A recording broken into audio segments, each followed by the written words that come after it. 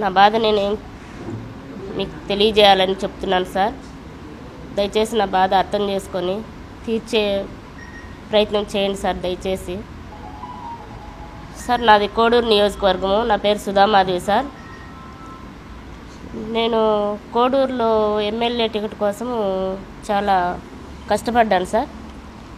దానికి ప్రూఫ్లు సార్.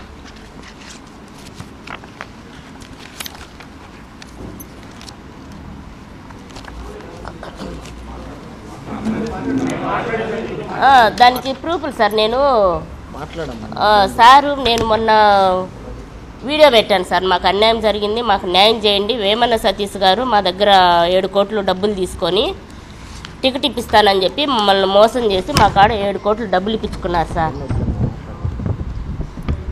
దానికి ప్రూఫ్లు మీ కాడ ఏమున్నాయి? అందరూ ఎవరైనా ఎక్కించుకుంటారు సెలబ్రిటీ. ఇది ఎవరు సార్? మా ఇంటాయన సార్. ఇక్కడ వచ్చి మా ఇంటాయన సార్. మా ఇంటాయన పక్కన కూర్చోండేది సతీష్ గారు సార్. ఆ సార్ పక్కన కూర్చోండేది చూడండి సార్, అందరికీ తెలుసు, ఎంపీ గరికపాటి రామకృష్ణ సార్ గారు. చూడండి సార్, మేము ప్రూఫ్లు లేనిది అనవసరంగా ఏది మాట్లాడము సార్. మమ్మల్ని నమ్మించి మోసం చేసి ప్రతి ఒక్కటి మమ్మల్ని ఇక్కడంతా తిప్పి ఈ సార్ గారు వచ్చి చంద్రబాబు నాయుడు సార్ గారికి ఎస్కర్ట్ పియోన్ సంథింగ్. చూడండి సార్, మధు సార్. మాకు తెలుసా సార్ వీళ్ళు? చూడండి సార్, మమ్మల్ని ఎంతగా మోసం చేసినారో మీరే చూడండి సార్. మీరే చూసి మాకు న్యాయం చేయండి సార్. ప్రతి ఒక్కటి మమ్మల్ని ఎంతగా నమ్మించి మా దగ్గర 7 కోట్లు డబ్బులు తీసుకునేదాకా ఎంత మమ్మల్ని చేసినారో చూడండి. మమ్మల్ని తర్వాత ఎంత చిత్రహింస పెట్టినారో అది కూడా పక్కా ప్రూఫ్లతో చూపిస్తాము. చూడండి, ఇక్కడ ఎవరు సార్? మా ఇంటాయన సార్.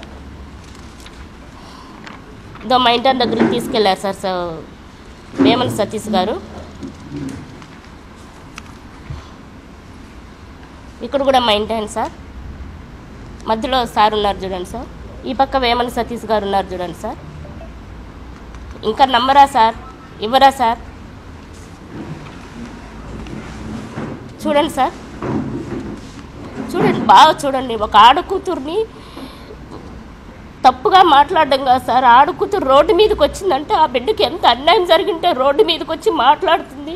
కనీసం ఇండ్లు వాకిలు కూడా లేని స్థితిలో మమ్మల్ని వేమన సతీష్ గారు చేసినారంటే ఇంకా నమ్మరా సార్? నమ్మండి సార్. చూడండి,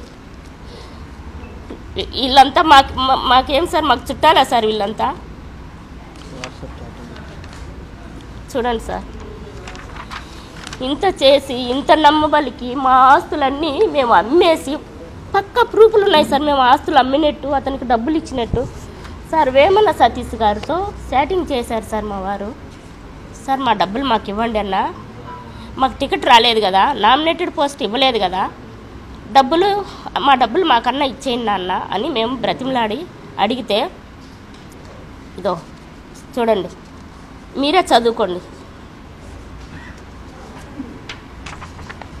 సార్. అన్న చేసిన మెసేజ్లు చూడండి సార్. మేము ఇప్పటికీ అన్నను మాకు ఎంత అన్యాయం చేసినా మేము ఇప్పటికీ అన్నను చెడ్డగా మాట్లాడడం లేదు, తప్పుగా మాట్లాడడం లేదు, రెస్పెక్ట్గానే మాట్లాడుతున్నాము. అన్న చేసిన సార్ చూడండి, మాకు ఎంతగా నమ్మద్రోహం చేసినాడో చూడండి. ఇవన్నీ మమ్మల్ని నమ్మించి మాకు ఎంత అన్యాయం చేసినాడు. ఇదో సార్, అతను మా డబ్బులతో కొన్న ఆస్తులు సార్. అతను సార్ ఎలక్షన్ టైంలో ఎలా వస్తాయి సార్ డబ్బులు?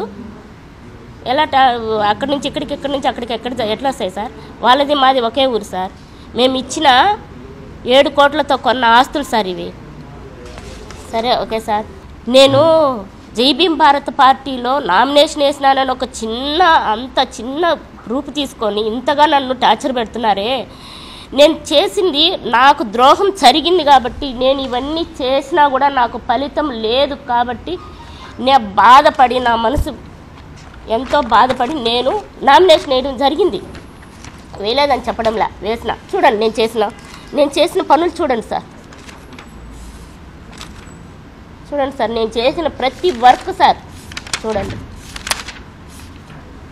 చలో పిల్లేరు ఎన్ని జీబులు పెట్టి ఎంతమంది జనాలు తీసుకుపోయి నేను చేసినాను చూడండి సార్. తెలుగుదేశానికే, కేవలం తెలుగుదేశం పార్టీకి నేను చేసిన సేవలు గుర్తించండి సార్. చంద్రబాబు నాయుడు సార్ గారు, లోకేష్ సార్ గారు గుర్తించండి సార్.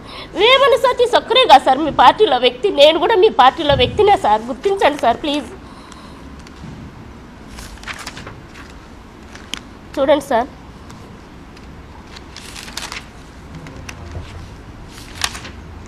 ప్రతి ఒక్క మన తెలుగుదేశం పార్టీలో ఉన్న, కోడూరులో ఉన్న ప్రతి ఒక్క నాయకులు గారిని కలిసినాను మేము చేసిన ప్రోగ్రాంలన్నీ కూడా సార్కు చెప్పి. రూపానందరెడ్డి గారిని కలిసినాం చూడండి, వాళ్ళ మిస్సెస్ని కలిసినాం చూడండి. ఇదో నేను తెలుగుదేశం పార్టీ నేతను కాదు, నేను ఏదో అపోహ చేస్తున్నానని ఎందుకు సార్ కామెంట్లు అన్నీ పెడతాను. ఇదండి సార్, నేను సార్ గారు జైల్లో ఉన్నప్పుడు నిరాహార దీక్ష చేసిన ఇదండి సార్. నేను చూడండి సార్, దగ్గరగా చూడండి, నేనే సార్. ఉదయం వచ్చి సాయంత్రం దాకా కూర్చొని సాయంత్రం నిమ్మరసం తాగి పోతున్నాను సార్. నేను మా ఊరు నుంచి జనాలు తీసుకుపోయి గుర్తించండి సార్ నన్ను, నేను చేసిన సేవను సార్. కొంచెమన్నా కూడా నాకు సాయం చేయండి సార్, న్యాయం చేయండి సార్.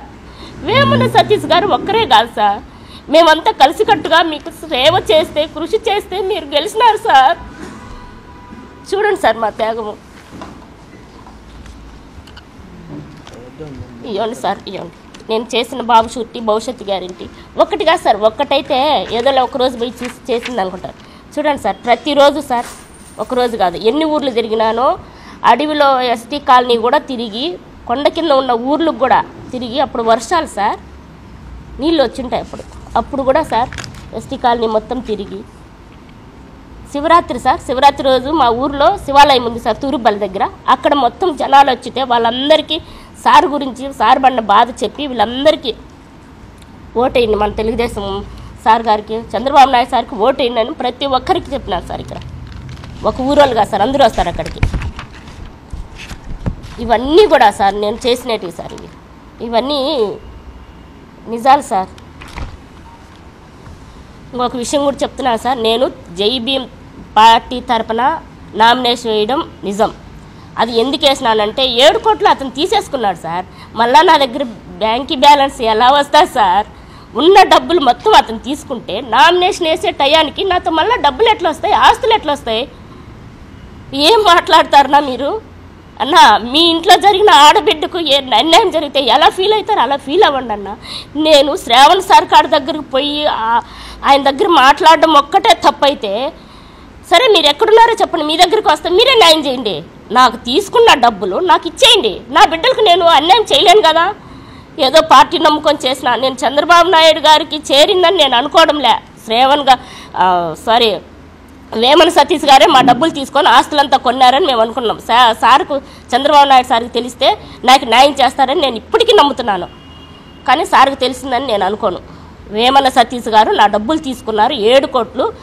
దాంట్లో 43 లక్షలు మాకు చెక్ ఇచ్చారు. కొదవ డబ్బులు మాకు ఇవ్వాల.